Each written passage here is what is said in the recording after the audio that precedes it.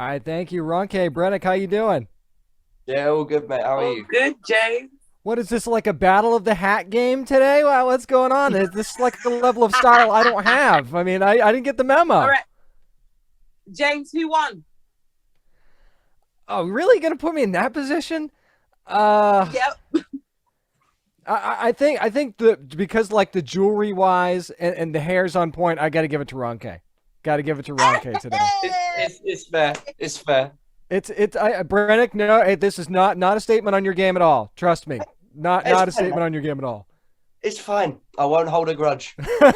Awesome, awesome. He's Well, it's never good gonna to. talk to me again. My hat game. Well, last time we talked, I gave Ronke a really hard time, so I got to give her a break this time around. Thank you. Sure. So, for the both of you, one of the biggest differences as we go into this season of Alex Rider, we know Tom and Jack know Alex's secret this time around with the and what's going on with the department. So, for the both of you, does this kind of change their relationship with Alex for the better? Do you think? Ooh.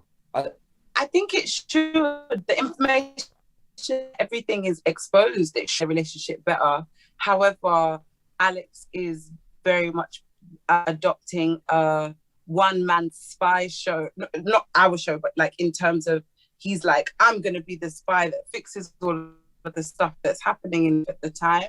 Then again, isolates for Jack, especially. She's like, oh my God, again? Really? Like, why are we doing this again? Kind of thing. It's it's heavy. It's it's heavy. What do you yeah, think, Greg? I'd have to agree. I think it definitely makes the relationship easier knowing that he's a spy because there's that massive like that's been dealt with now. But what makes it tricky again is how little or how much he chooses to tell us about his next missions that he's actively sending himself on, and how much control we have over whether that's a healthy thing to do or not. Yeah, controls that is a very good way to put it. Actually, very very good way to put it.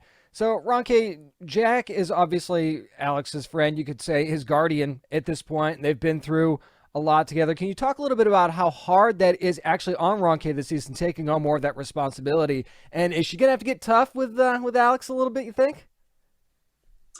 I do think Jack's gonna have to get tough with Alex at some point because it's his safety that she's worrying about, and I think especially at his age, there's a sense of invincibility that he's got. Like the he doesn't feel the strain of the things he's doing at this time. And I think that for Jack, she very much, as a big sister, a friend figure, she doesn't want to stifle him. She doesn't want to suppress him, definitely not.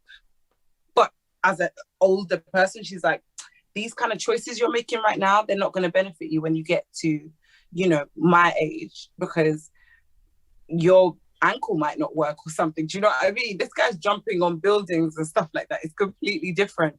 So yeah, she's gonna have to give him some tough love at some point, and put the bass in her voice, so hopefully he can hear it. No doubt. No doubt about that. Brennick, for you, I feel like if anybody's going to be down to help Alex in the spy life, it's definitely going to be Tom. So, can we see a little bit more of a team up this season, or maybe could there be some hesitation there, maybe?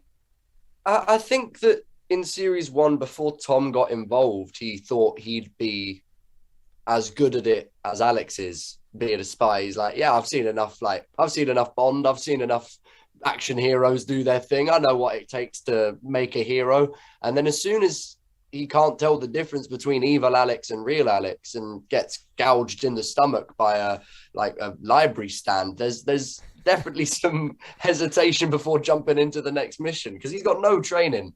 None of this. Like Alex has been trained for years in secret by his uncle without even Alex's knowledge that that's what was going on. And Tom's just an ordinary kid from London whose best mate happens to be a spy.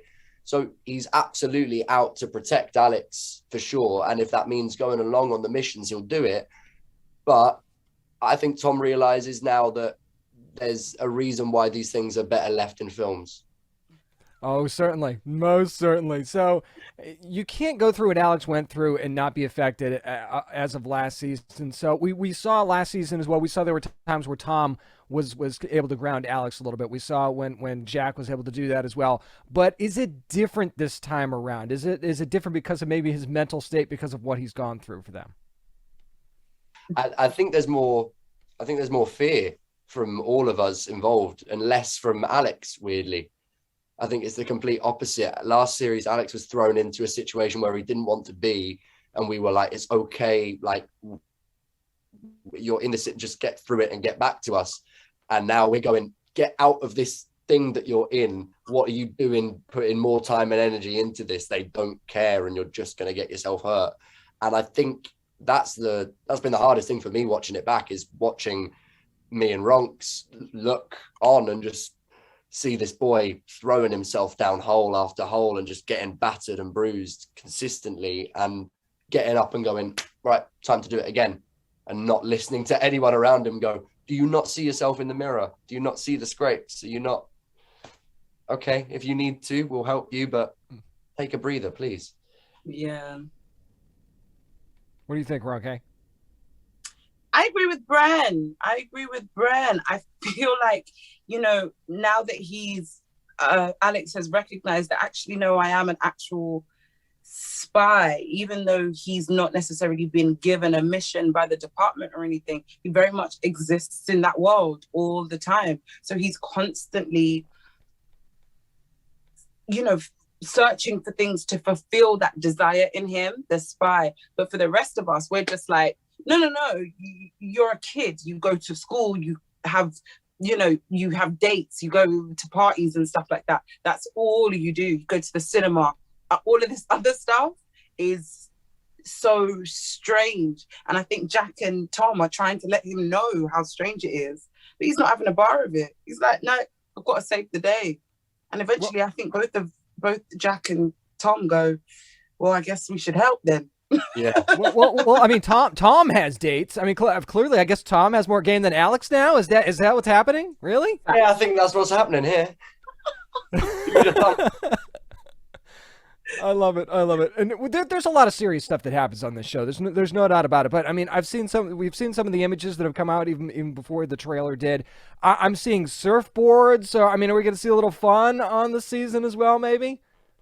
I'd say there's still some fun. I'd say there's still quite a bit of fun. It's the fun comes from danger this time. It's more a case of fun after the fact. Once we've survived something, we go, God, that was fun. But in the moment, terrified.